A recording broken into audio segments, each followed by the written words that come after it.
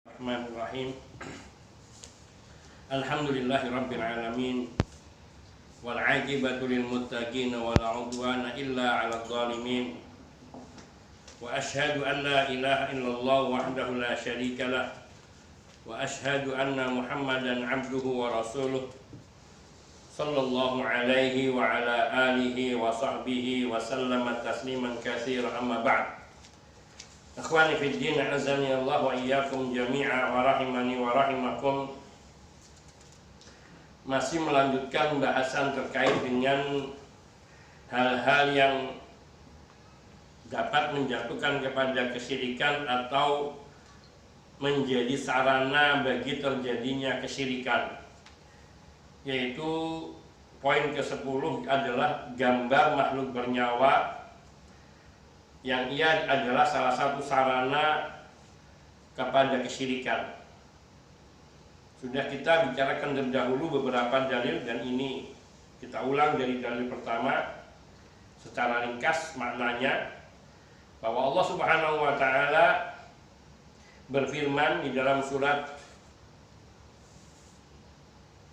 berfirman dalam Al-Qur'an, Allah Subhanahu wa taala berfirman dalam hadis qudsi.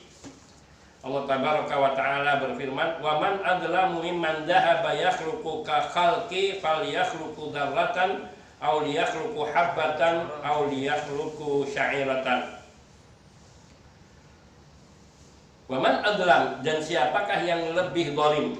Artinya, adakah yang lebih zalim?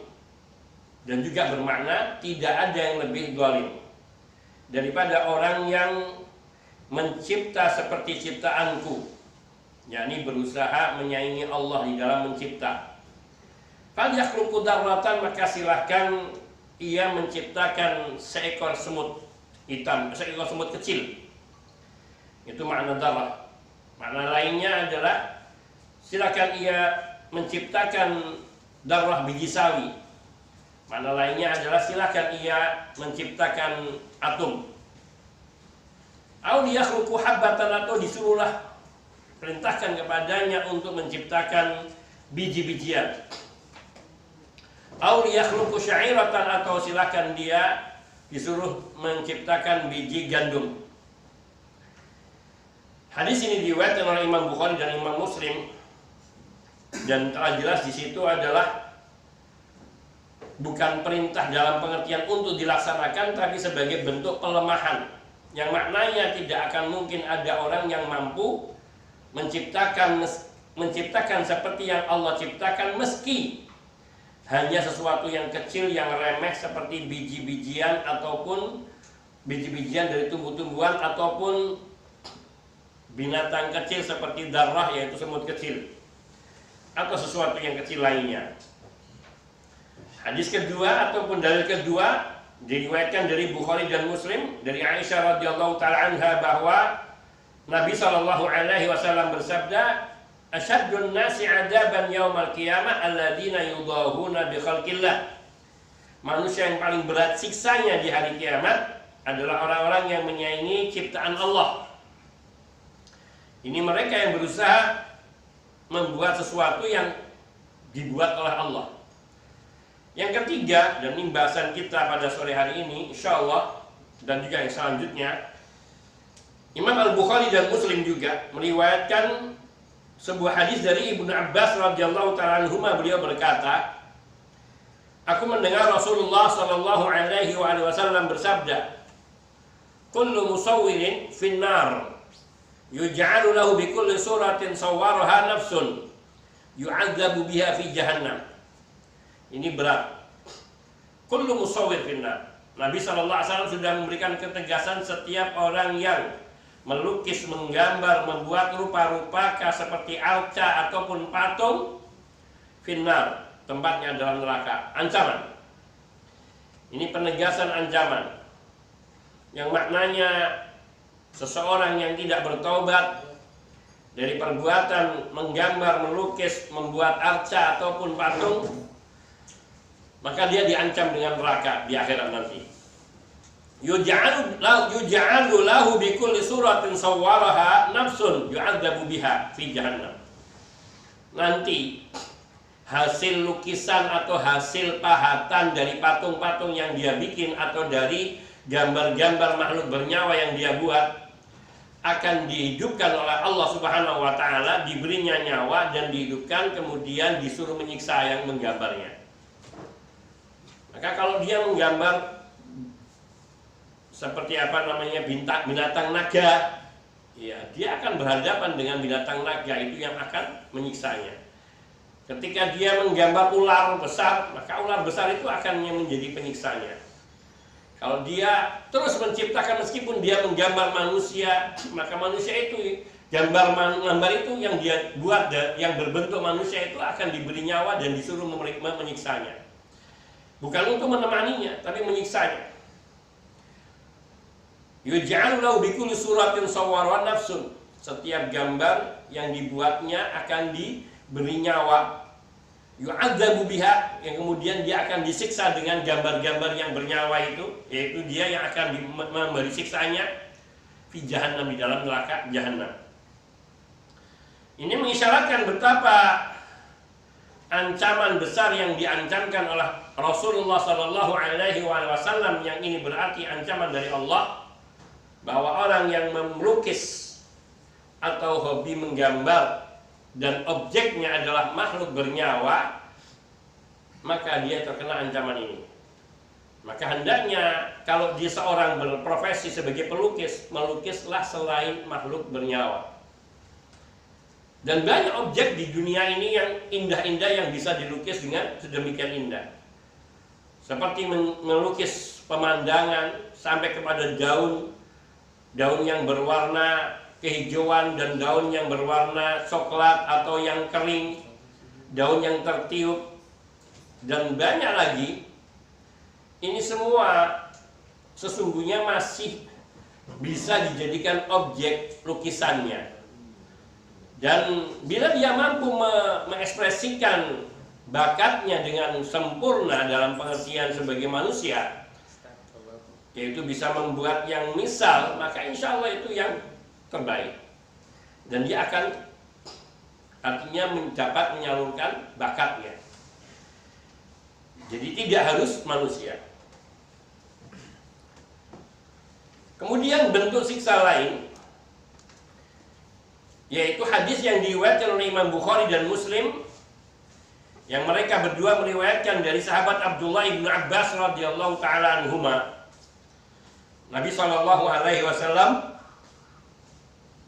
bersabda, "Man sawwara suratan fid dunya kullifa yanfukha fiha ar-ruha yaumal qiyamah wa laysa binafikhin." Barang siapa yang ia membuat satu gambar, satu bentuk wujud dari makhluk bernyawa, baik itu manusia maupun binatang, yaitu di dunia, dia suka melukis orang, melukis binatang, melukis makhluk-makhluk bernyawa lainnya. Kullifa yanfukha fiha ruha yaumil qiyamah. Nanti pada hari kiamat dia akan disiksa dengan cara diperintahkan dia untuk memberi nyawa pada semua gambar-gambar yang dulu pernah dia buat. Didatangkan gambar-gambar itu kepadanya, diperintahnya dia memberi nyawa. Dan Nabi mengatakan walaisa binafikhin, dan dia tidak akan pernah mungkin dapat memberi nyawa kepada gambar-gambar itu. Karena hakikatnya Allah Subhanahu wa taala di sini tidak hendak memerintahkan para pelukis itu atau para penggambar dan pemahat itu untuk bisa membuat atau memberi nyawa. Karena Allah mengatakan walaisa binafin, dan dia tidak akan pernah bisa meniupkan nyawa di dalamnya. Dan ini adalah bentuk siksaan yang berarti kekal.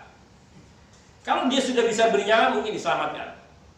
Sekarang bayangannya, bagaimana seseorang yang bukan Rabb dan tidak pernah menjadi bagian dari penciptaan alam semesta ini, artinya tidak pernah ikut terlibat di dalam menciptakan alam semesta ini, walau yang kecil maupun yang besar, kemudian diperintahkan untuk memberi nyawa pada hasil lukisannya, maka maknanya tidak akan pernah bisa. Sehingga dia maknanya selama dia belum bisa, maka dia dalam siksaan-siksaan.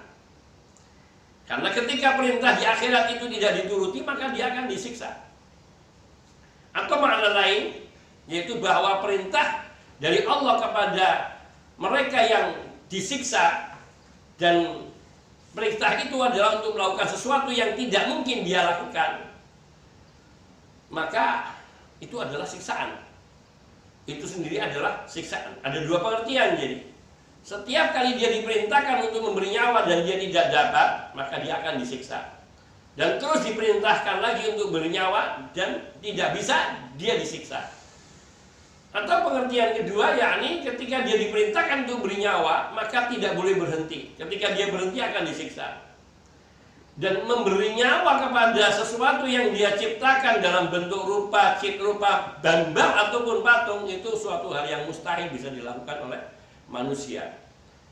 Maka maknanya ini lama dan mungkin, sehingga dikatakan asyadun nasi adzaban, manusia yang paling berat siksanya. Karena dia terus diperintahkan, dan itu di dalam neraka, bukan di padang mahsyar atau di dalam neraka. Sebagaimana disebutkan di dalam riwayat yang sebelumnya. Dan ini disebutkan juga pada hari kiamat, dan hari kiamat hanya ada dua tempat, surga dan neraka. Ini adalah bentuk siksa lain yang membuat gambar makhluk dan makhluk yang bernyawa, dan maknanya jelas. Semua gambar makhluk yang bernyawa yang dibuat seseorang di dunia akan dihadirkan depannya, kemudian ia diperintahkan untuk meniupkan roh pada setiap gambar yang dia buatnya. Dan mana mungkin ada seorang yang mampu bernyawa? Karena soal roh itu adalah urusan Allah, Allah yang berkewenangan. Ar-ruhu min amri Rabbi. Roh itu adalah urusan Rabbku. Wa ma utitu minal ilmi illa qalila. Kalian tidak diberi ilmu kecuali sedikit, tapi di sini perkara rohnya. Ini penyiksaan, penghinaan, perendahan dari Allah Subhanahu wa taala. Karena ia diberi beberani suatu perintah yang tidak mungkin sanggup dia lakukan, sehingga dia terus-menerus dalam azab Allah Subhanahu wa taala. Maka di sini juga menunjukkan dalil bahwa orang yang melukis itu siksanya lama. Nggak tahu sampai kapan dia bisa memberi nyawa. Atau dia akan tetap berada di neraka terus mungkin. Atau dia selamat dengan syafaat pemberi syafaat. Mungkin dari Nabi, dan mungkin bukan dari Nabi. Dan mungkin dari selain Nabi. Bisa dari manusia mukmin lainnya, dan bisa dari para malaikat. Yang terpenting tidak dari Nabi. Dan itu berarti melampaui waktu yang lama. Dia menunggu sampai ada yang memberi syafaat kepadanya dengan izin Allah. Baru dia dimentaskan dari siksaannya, yaitu untuk memberi nyawa.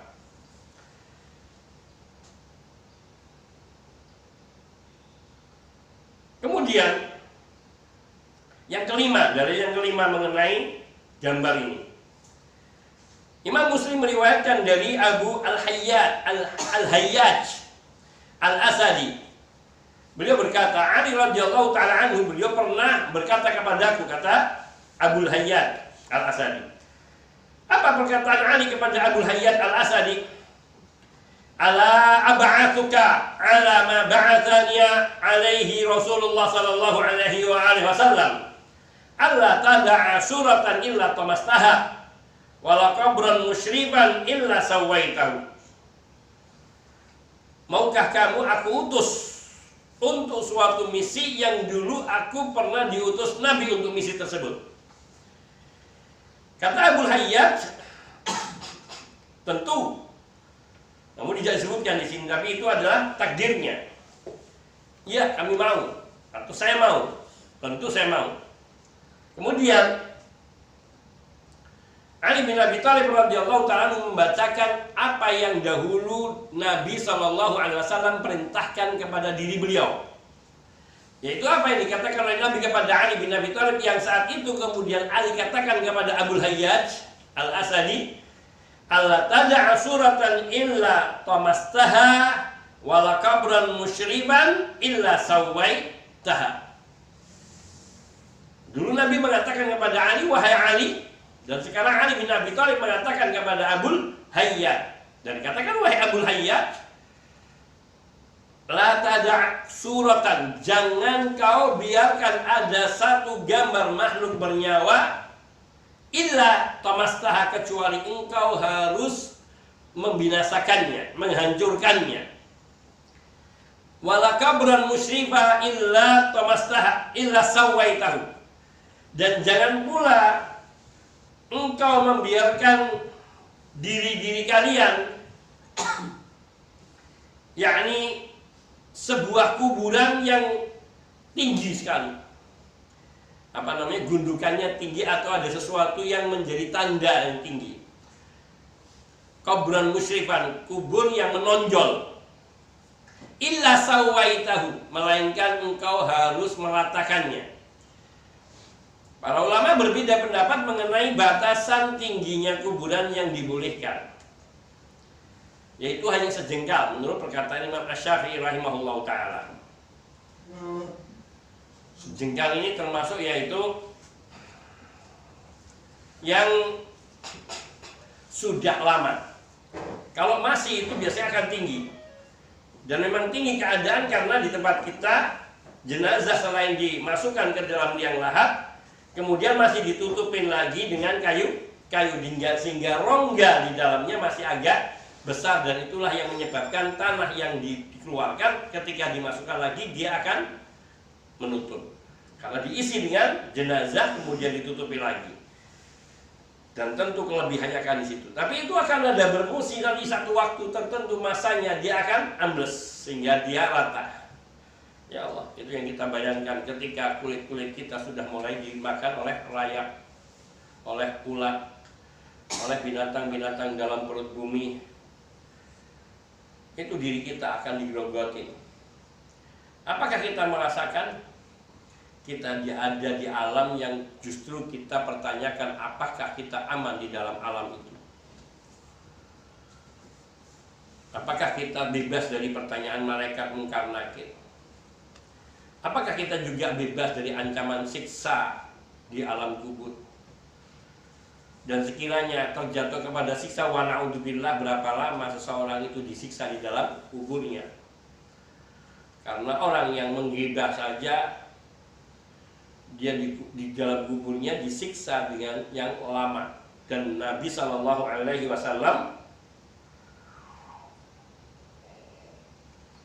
hanya mampu memohon kepada Allah untuk diringankan siksanya dan bukan dihilangkan. Itu pun untuk waktu tertentu, yaitu selama pelepah kurma yang ditancapkan oleh Nabi di atas kuburan itu masih basah. Itu untuk dosa yang kecil pandangan manusia, yaitu menggibah. Kita ini manusia pada zaman kita ini terlalu memandang ghibah itu kecil kita ini. Padahal ia salah satu dosa yang kelak akan menyebabkan seseorang disiksa di dalam kuburnya. Dan itu waktu lama. Naudzubillah min dzalik. Maka di sini ada dua tugas misi yang diberikan oleh Ali bin Abi Thalib kepada Abul Hajjaj Al-Asadi radhiyallahu taala wa rahimahullah. Yang ini juga dulu tugas dari Rasulullah sallallahu alaihi wasallam yang ditugaskan kepada Ali bin Abi Thalib radhiyallahu taala. Yaitu apa dua perkara itu? Jangan engkau membiarkan ada rupa-rupakah gambar makhluk bernyawa atau bentuk makhluk bernyawa, bentuk patung, bentuk arca dari makhluk bernyawa. Melainkan perintahnya untuk menghancurkan semua patung-patung itu. Maka kalau orang mau beramal ma'ruf nahi mungkar, yang pertama harus dibenahi adalah akidah tauhid, yaitu dengan menghancurkan patung-patung, termasuk kuburan-kuburan yang dibangun sehingga ia menjadi sebuah kuburan bangunan yang didatangi dan diibadahi, dijadikan sebagai tempat ibadah. Ini hakikat yang terjadi. Dan sungguh dosa kesyirikan itu bahayanya lebih besar daripada dosa apa. Karena ketika seseorang itu mati di atas dosa syirik besar, maka dia tidak akan diampuni oleh Allah Subhanahu wa taala. Dan dia akan kekal di dalam neraka, naudzubillah min dzalik. Karena Allah Tabaraka wa taala sudah menegaskan dalam firman-Nya dan Allah tidak pernah dusta dan perkataan Allah adalah benar. Innallaha la yaghfiru ayyushraka bihi. Sungguhnya Allah tidak akan mengampuni dosa ketika ia mempersekutukan Allah. Innallaha la yaghfiru ayyushraka bihi wa yaghfiru ma duna dzalika. Tapi Allah masih mau memaafkan dan akan memaafkan, mengampuni dosa selain daripada syirik. Wa'iyadzubillah, maka kita hendaknya selalu waspada. Ini gambar. Walaqabran musyrifan, misi kedua adalah meratakan kuburan. Karena kuburan ketika dinaikkan maka dia juga dijadikan sebagai tempat ibadah. Dua-duanya adalah sarana kesyirikan. Dan ini ada pelajaran yang penting, bahwa dua hal yang sama-sama menjadi sebab dosa besar dan dosa kesyirikan. Sehingga setiap diri kita wajib mengenali hal-hal yang termasuk dosa besar, yaitu kesyirikan, dan hal-hal yang termasuk dosa besar yang termasuk di dalam hal menggambar. Di zaman ini, gambar makhluk bernyawa ini digunakan dalam banyak hal. Mungkin itu suatu hal yang lumrah dan tidak ada unsur penyembahan kepada gambar itu umumnya. Akan tapi ia akan menjadi sarana ketika generasi yang kesini itu sudah lenyap, datang generasi baru, maka orang orientasinya sudah lain. Dulu gambar-gambar orang-orang saleh dipajang di rumah mungkin untuk menjadi penyemangat. Itu yang terjadi pada kaumnya Nabi Nuh alaihissalam. Itu generasi pertama dari umat ini, baru 1000 tahun manusia itu berusia. Dalam riwayat Abdullah ibnu Abbas radhiyallahu ta'ala anhu, mana masih 1000 tahun dari zamannya Nabi Adam sampai ke Nabi Nuh. Dan itu Nabi Adam ke Nabi Nuh aja 1000 tahun sudah merubah manusia menjadi menyembah.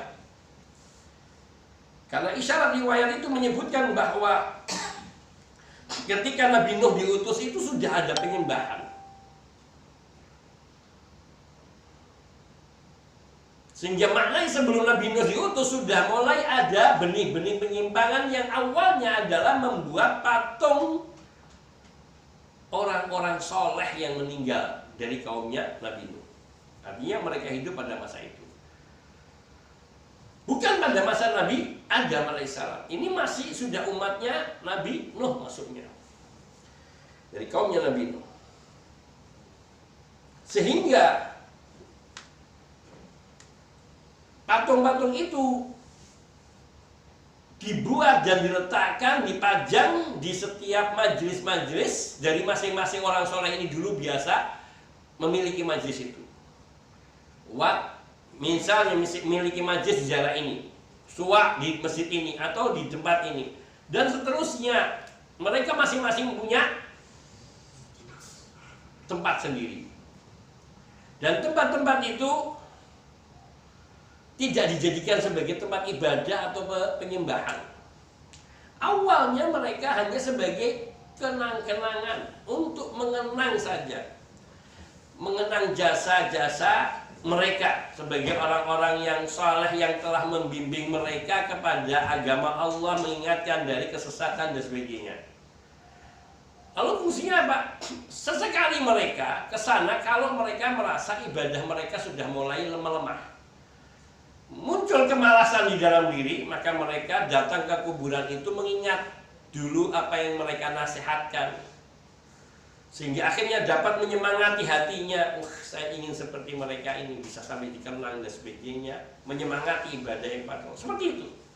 Sampai generasi ini habis, Sehingga datang muncul generasi-generasi baru yang mereka tidak mengetahui motivasi pembuatan patung-patung bernyawa ini. Jadi orang-orang soleh. Tapi masih yakni dibisikkan oleh syaitan secara tidak langsung, tidak drastis, apa? Bahwa patung-patung ini didatangi, kemudian mereka berdoa dan ibadah di tempat itu. Beribadahnya kepada Allah, berdoanya juga kepada Allah.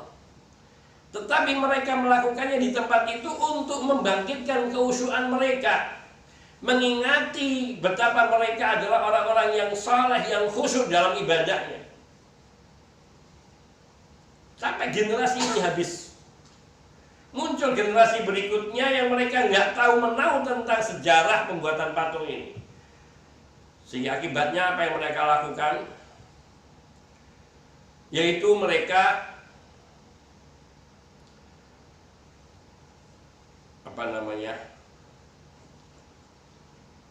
berdoa kepada Allah dengan wasilah mereka.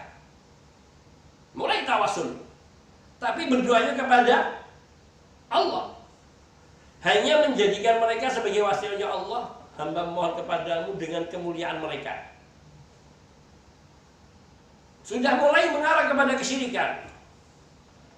Sampai generasi ketiga ini berakhir, muncul generasi berikutnya, keempat, yang tidak tahu menau sejarah sebelumnya.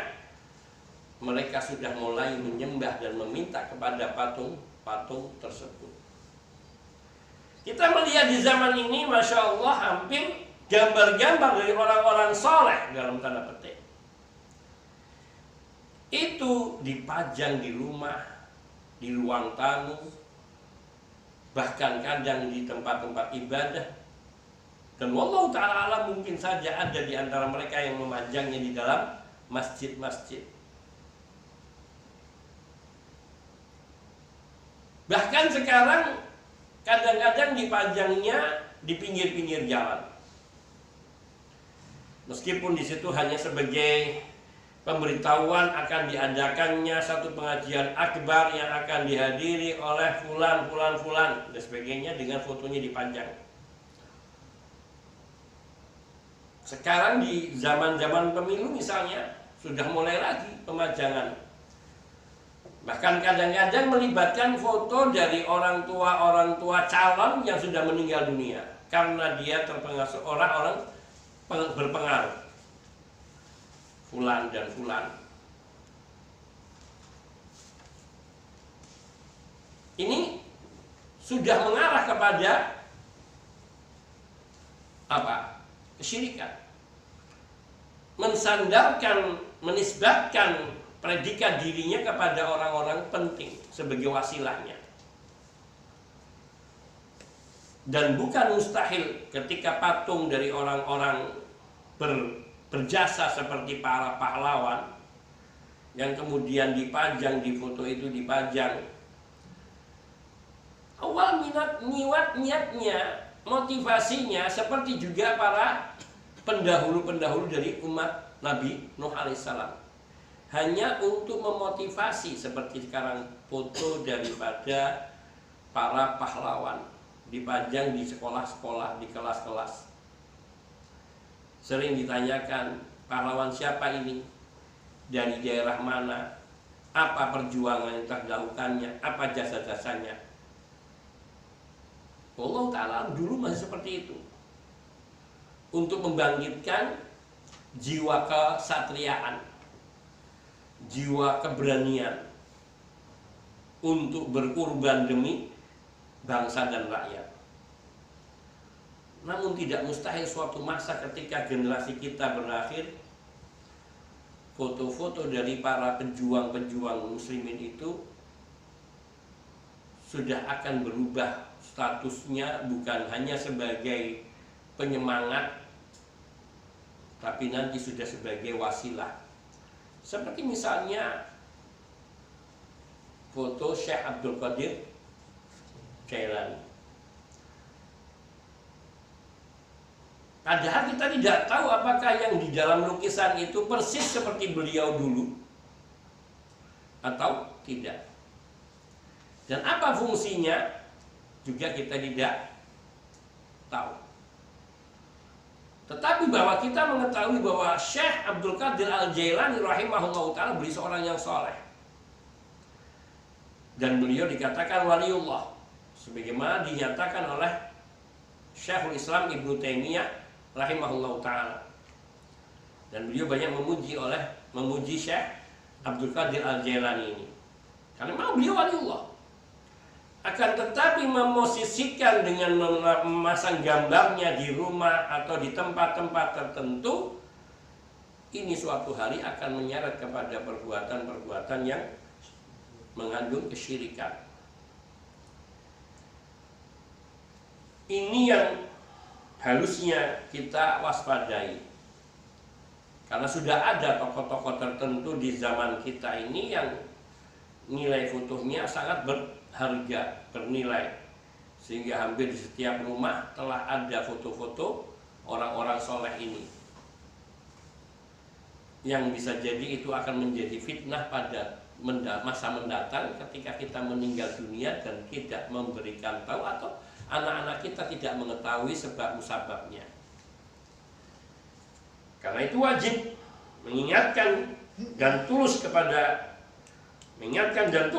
Allah niatnya, dan tulus kepada Nabi SAW dan para imam kaum muslimin dan orang-orang umum dari kaum muslimin, yaitu maksudnya untuk saling menasihati karena Allah dan untuk melaksanakan apa yang menjadi kewajiban kita bagi umat Nabi SAW untuk menjaga kemurnian dan keutuhan daripada kebenaran, kemurnian ajaran Nabi Shallallahu Alaihi Wasallam. Inilah beberapa dalil berkaitan dengan perkara yang dapat menjadi wasilah kepada kesyirikan, yaitu gambar atau patung. Gambar atau patung. Maka termasuk di sini juga sebagaimana dalil disebutkan di atas, yang juga diwaspadai meskipun tidak dalam tema tapi disebutkan dalam hadis, yaitu hadisnya Ali bin Abi Thalib yang berkata kepada Abul Hayyaj Al-Asadi, yaitu jangan engkau membiarkan ada kuburan yang meninggi, melainkan hendaknya engkau meratakannya. Yang sebelumnya beliau mengatakan jangan engkau biarkan ada sebuah gambar dari makhluk bernyawa, melainkan engkau harus membasminya. Maka ini adalah satu perkara penting di zaman kita ini, yang kadang-kadang pelestarian budaya berlebih-lebihan sehingga membenarkan apa yang diharamkan oleh syariat agama.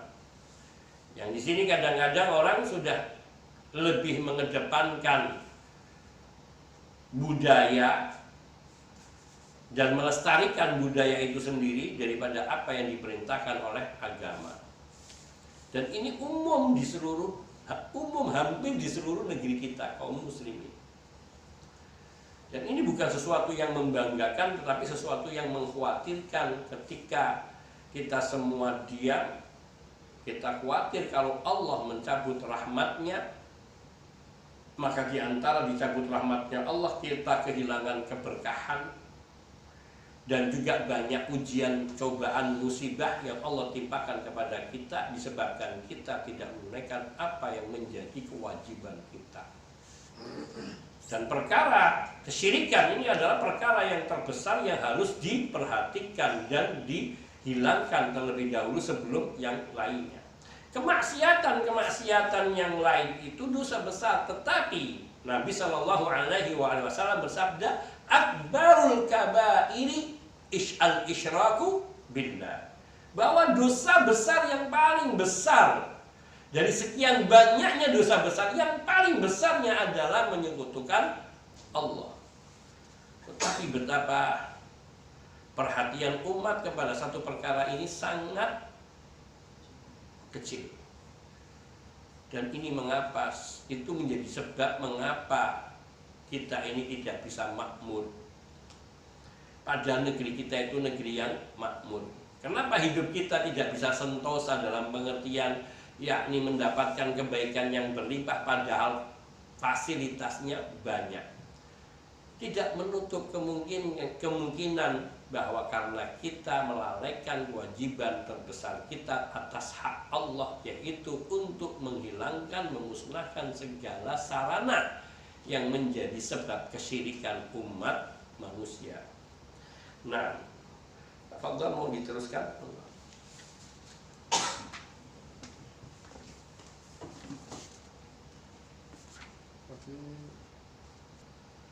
Syubhat-syubhat kaum musyrikin yang mereka pegang dalam membolehkan syirik mereka dalam tauhid uluhiyah. Kaum musyrikin, mereka ini punya syubhat, dan syubhat itulah yang mendasari benak mereka, pikiran mereka bahwa kesyirikan itu benar, boleh, yaitu kesyirikan di dalam tauhid uluhiyah dalam bentuk penyembahan. Artinya gini, mereka ini orang-orang musyrikin zaman dahulu yang diceritakan oleh Allah dalam Al-Quran, ini masih banyak ayat-ayatnya. Mereka merasa bahwa apa yang mereka lakukan ini benar, dan mereka punya alasan itu. Yaitu alasannya adalah diantaranya mengikuti ajaran nenek moyang. Nah, syubhat-syubhat ini jadi hikayat-hikayat yang telah menyesatkan kebanyakan orang, yang mereka memandangnya sebagai dalil yang bisa dijadikan pegangan untuk mereka membolehkan kesyirikan dan kesesatan mereka, sehingga mereka merasa tenang, nyaman, tidak khawatir sebab syubhat-syubhat ini, karena berpegang kepada syubhat-syubhat ini. Oleh karena itu kita membongkar syubhat ini penting, seperti Al-Quran membongkar syubhat-syubhat mereka ini. Allah Subhanahu wa taala berfirman dalam surat Al-Anfal ayat 42, liyahlika man halaka an bayyinatin wa yahya man hayya an bayyinah. Agar orang yang binasa itu binasa dengan bukti yang nyata, an bayyinah. Dan agar orang yang hidup itu hidup juga dengan bukti yang nyata, yaitu dengan ilmu. Orang yang binasa dengan ilmu. Wa adallahu Allahu ala ilmin. Allah sesatkan dia di atas ilmu. Artinya Allah punya bukti bahwa mereka ini sesat. Sebagaimana Allah juga memberikan kehidupan, kesejahteraan, kesentausaan kepada orang-orang yang beriman dengan dalil, dengan bukti pula, dengan ayat-ayat suci pula. Di antara ini ada syubhat yang klasik. Syubhat ini yang dibawa dari dulu kaum musyrikin dari berbagai umat, yaitu alasan bahwa apa yang mereka lakukan ini adalah warisan dari nenek moyang leluhur mereka, sehingga mereka pandang apa yang datang dari nenek moyang ini benar, karena mereka nggak mungkin mengatakan nenek moyang kami sesat. Itu yang ada di dalam benak. Dan umumnya manusia, kita mau mengatakan orang tua kita, kakek kita sesat, berat, bukan sesuatu hal yang mudah. Apalagi kalau kita nggak punya bukti, dalam pengertian nggak punya ilmu, maka kita nggak mungkin akan mengatakan nenek moyang kami sesat. Bahkan ketika diingatkan kenapa kamu mengikuti nenek moyang kamu yang sesat, mereka tentu akan marah. Ini kebanyakan. Maka inilah yang paling kuat di sini. Mengapa Abu Thalib sampai tidak mau mengucapkan la ilaha illallah? Karena juga bergantung kepada agama nenek moyang, yaitu agamanya Abdul Muthalib. Seperti yang kita kisahkan, betapa Nabi menginginkan pamannya mengucapkan la ilaha illallah, tapi orang-orang musyrikin ini bahayanya teman jelek. Orang-orang musyrikin yang di situ memperingatkan kepada Abu Thalib, apakah engkau benci kepada agama Abdul Muthalib bapakmu? Itu istilahnya, meskipun nggak nyebut bapakmu, tapi siapa lagi Abdul Muthalib kalau bukan bapaknya Abu Thalib? Di sini sehingga perasaan berat antara membenarkan keponakan, mengimaninya, dengan antara harus mengatakan sesatnya bapaknya. Karena konsekuensi ketika mengikuti Nabi berarti harus menganggap bapaknya sesat. Dan ini Ini syubhat yang dipegangi oleh kaum musyrikin dari zaman ke zaman, dan itu banyak diceritakan dalam Al-Quran. Di antaranya yang pertama yaitu firman Allah Subhanahu wa taala dalam surat Az-Zukhruf ayat 23. A'udzubillahi minasyaitonir rajim. Wa kadzalika ma arsalna min qablika fi qaryatin min nadhirin illa qala mutrafuha inna wajadna aba'ana 'ala ummatin wa inna 'ala atharihim muqtadun. Dan demikianlah bahwa tidaklah kami mengutus seorang pemberi peringatan, yaitu seorang rasul sebelum engkau wahai Muhammad sallallahu alaihi wasallam dalam suatu negeri. Tidak kami mengutus seorang pemberi peringatan dalam satu negeri sebelummu wahai Muhammad SAW. Illa, melainkan pastilah orang-orang yang hidup mewah di negeri itu, qala mutrafuha, orang-orang yang mewah hidup di negeri itu akan mengatakan, inna wajadna aba'ana ala ummatin, sungguhnya kami mendapati nenek moyang kami, leluhur kami berada di atas satu keyakinan, di atas satu agama, di atas satu aliran faham. Wa inna ala atharihim muqtadun, kita ini hanya mengikuti jejak mereka. Wa inna ala atharihim muqtadun, kami hanya mengikuti jejak-jejak mereka. Kami tidak bikin-bikin baru. Kami sudah mengikuti ini dari nenek moyang, bapak moyang terus. Ini syubhat yang sangat berat, yang juga dipegangi di dalam semua lini kehidupan. Sehingga zaman ini banyak orang menolak apa yang dari Al-Quran dan apa yang dari sunnah Nabi Sallallahu Alaihi Wasallam yang jelas-jelas sahih, karena ingin mempertahankan nenek moyang, ajaran daripada leluhur. Karena tadi bahwa beragama dengan perasaan itulah yang menyebabkan manusia itu menjadi terjatuh kepada kesesatan. Perasaannya nggak enak, hatinya nggak enak kalau mau menyesatkan leluhur. Masa leluhur sendiri disesatkan? Ini kalau berperasaan akan seperti itu. Nggak ada orang yang berbicara dengan perasaan yang akan mengingkari itu. Pasti semua akan membenarkan. Oh iya, jelas. Kalau kita bicara soal perasaan, tentu kita nggak akan berani, dan tidak akan tega mengatakan nenek moyang kita sesat. Bahkan meskipun dengan sadar kita tahu mereka itu gagal. Satu. Faedah kedua dalam ayat ini mengisyaratkan apa? Bahwa kebanyakan yang disebutkan oleh Allah, illa qala mutrafuha, melainkan orang-orang yang hidup mewah dari kaum itu, dari penduduk negeri itu yang mengatakan. Maknanya apa? Kami hidup mewah kayak gini, ini karena kami mengikuti ajaran dan agama nenek moyang kami. Bahwa kehidupan kami yang makmur seperti ini adalah bukti bahwa nenek moyang kami itu benar dan kami mengikutinya, dan kami pun berada di atas kebenaran. Syubhat ini adalah hujah yang disodorkan oleh orang-orang yang tidak mampu menegakkan dalil atas klaimnya. Dan ini adalah hujah yang sebenarnya tidak punya nilai. Dan hujah ini sungguhnya menunjukkan keterbatasan akal kita dan akal seseorang dalam memahami kebenaran dan menerima kebenaran. Karena kebenaran itu terukur dan kesesatan itu juga terukur.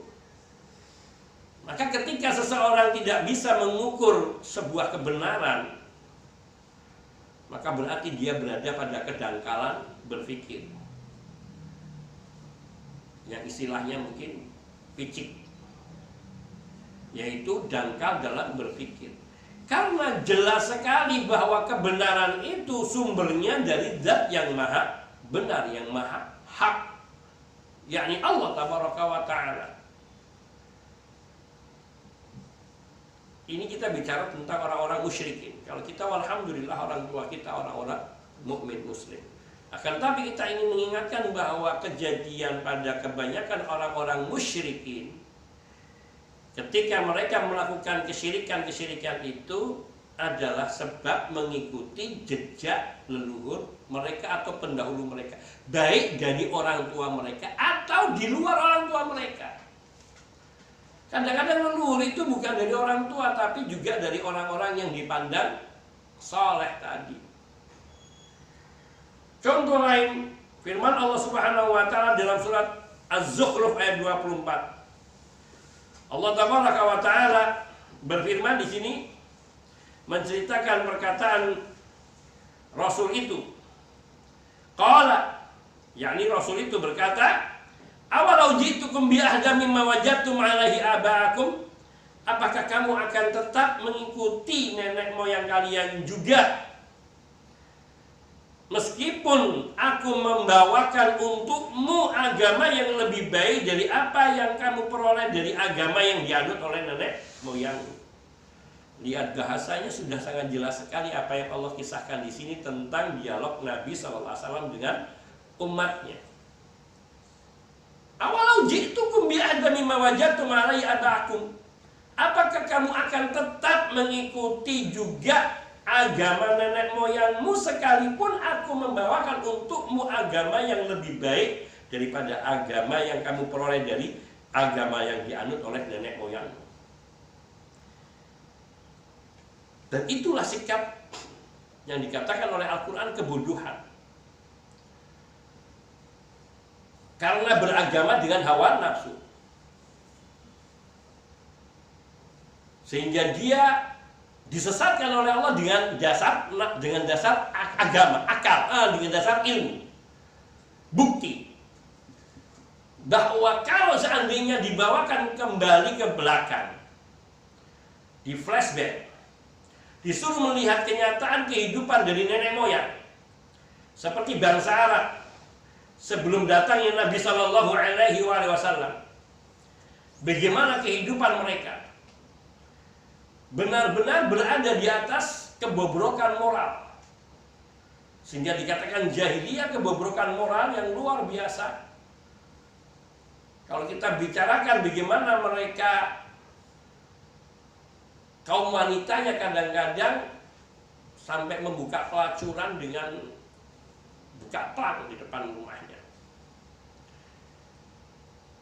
Kalau lahir dari hubungan pelacuran ini, maka akan dinisbatkan kepada yang siapa yang perempuan ini sukai dari pelanggannya.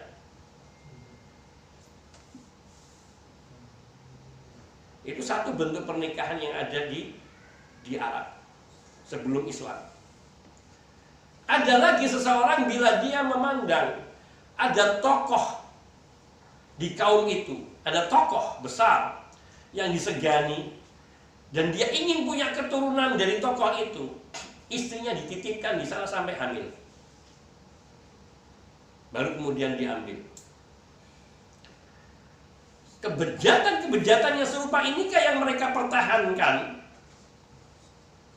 Dan ini hanya sebagian, belum yang lainnya. Bahkan mereka karena suatu persoalan kecil, mereka berperang sampai selama 40 tahun, sehingga anak lahir sampai besar dia perang, nggak tahu kenapa harus perang.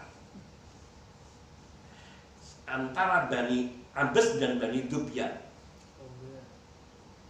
berperang selama 40 tahun sampai memakan jiwa yang besar, nggak berhenti. Libur nanti mereka persiapkan lagi, bentrok lagi. Persoalannya hanya 2 orang yang mereka berlomba pacuan kuda, kemudian yang satu curang, sehingga akhirnya meninggal dunia, binasa. Maka dari kaumnya menuntut balas dengan tuntutan supaya dia dihukum mati. Yang sini nggak terima membela kaumnya, sehingga terjadilah peperangan 40 tahun lamanya. Ini agama-agama keyakinan yang serupa ini, belum lagi dalam bentuk penyembahan patung yang jelas menyimpang. Dan itukah yang mereka pertahankan dan mereka ikuti di dalam agama. Hal serupa ini pula yang juga terjadi pada kebanyakan kaum musyrikin yang ada di zaman ini, yang mereka sampai meyakinkan diri mereka bahwa keberkahan hidup mereka, kesejahteraan hidup mereka itu pada hal-hal yang syirkiyah, mengandung kesyirikan, seperti mandi dari air sungai tertentu atau air sumur tertentu, atau dia berendam di sumur tertentu, di air tertentu, atau dia mandi dengan tujuh bunga dan sebagainya, yang itu diyakini sebagai agama nenek moyang dan seterusnya. Maka di sini kita mendapati betapa Allah Subhanahu wa taala telah mengingatkan dalam surat Al-Maidah ayat 104, awalau kana aba'uhum la ya'lamuna syai'an wa la yahtadun. Apakah mereka akan tetap mengikuti nenek moyang mereka meskipun nenek moyang mereka itu tidak mengetahui apa-apa dan tidak pula mendapatkan petunjuk? Mereka tahu, tapi itu tidak peduli. Yang penting nenek moyang kami berpegang kepada keyakinan itu, sudah itu yang harus kami ikuti. Ini alasan pertama dan syubhat pertama. Wah, insya Allah kita akan lanjutkan bahasan ini dalam pertemuan mendatang, yang nanti akan ada bantahan dari syubhat-syubhat ini yang diterangkan oleh Al-Qur'an Karim, oleh Allah Subhanahu wa taala. Hadza wallahu tabaraka wa ta'ala a'lam, wa sallallahu wasallam ala nabiyyina Muhammadin wa alihi wa sahbihi ajma'in, walhamdulillahi rabbil alamin.